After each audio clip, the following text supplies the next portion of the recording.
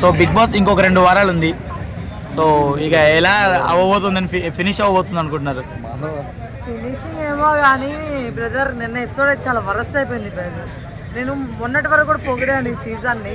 అందరు ఎన్ని గొడవలు జరిగినా ఏం జరిగినా అందరు కలిసిపోయి ఉన్నారని చెప్పేసి, ఏ సీజన్లో లాగా ఇక్కడ బ్యాచెస్ లేవని చెప్పి, ఆ దరిద్రం అన్నా లేదో దరిద్రం జరిగిపోయింది. బ్యాచ్లుగా 2 బ్యాచ్లు ఉన్నాయి బిగ్ బాస్ హౌస్లో. ఒకటి ఇమ్మాన్యుల్ గారు, సంజనా గారు, డిమోన్ పవన్. ఇంకో బ్యాచ్ వచ్చేసి తనుజ గారు, ఆర్మీ కళ్యాణ్ గారు, సుమన్ శెట్టి గారు, బర్నీ అనమాట.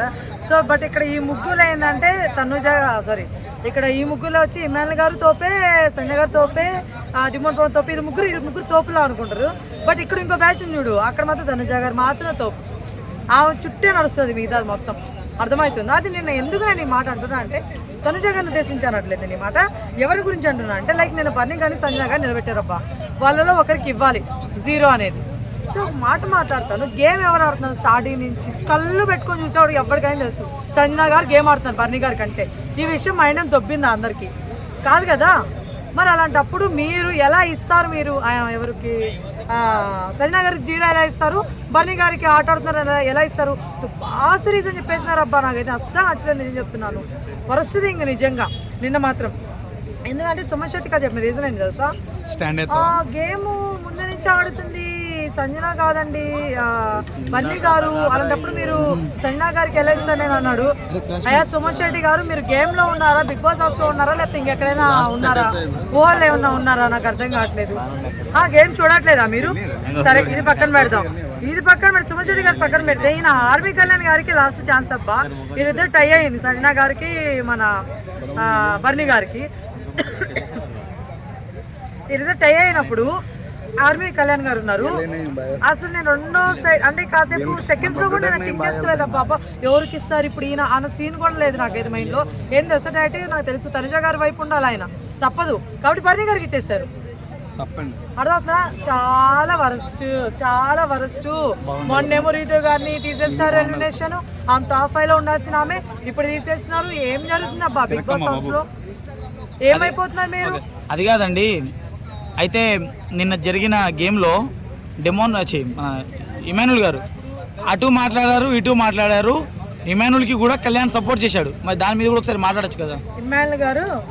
ఇమాన్యుల్ గారు ఏ టీంలో లేకుండా ఆ టీంలో ఈ టీంలో 2 సైడ్లు వచ్చి మాట్లాడారు. కళ్యాణ్ తోటి, ఆ తర్వాత తనుజ తోటి కూడా మాట్లాడాడు. ఆ తర్వాత వాళ్ళ టీంలో అటు డిమోన్ పవన్ తోటి, సంజన గారితో కూడా మాట్లాడుతున్నాడు.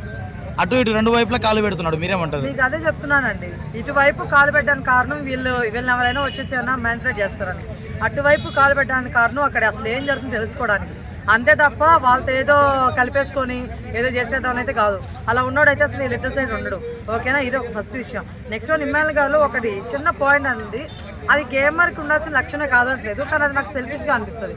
ఏడరా అంటే నేనే ఉండాలి, నేనే అవ్వాలి, మిగతా వాళ్ళ టైం చచ్చిపోండిరా అని ఫీలింగ్ నాకు ఇమ్మాన్యుల్ గారు ఒక చిన్న పాయింట్ లో నచ్చరండి. ఈ ఒక్క చిన్న పాయింట్ లో కొంచెం 2 లక్షలు తీసుకునే 2,50,000 తీసుకునే గ్యాప్ లో జరిగింది. అది అదే అది నాకు కొంచెం నచ్చలేదు.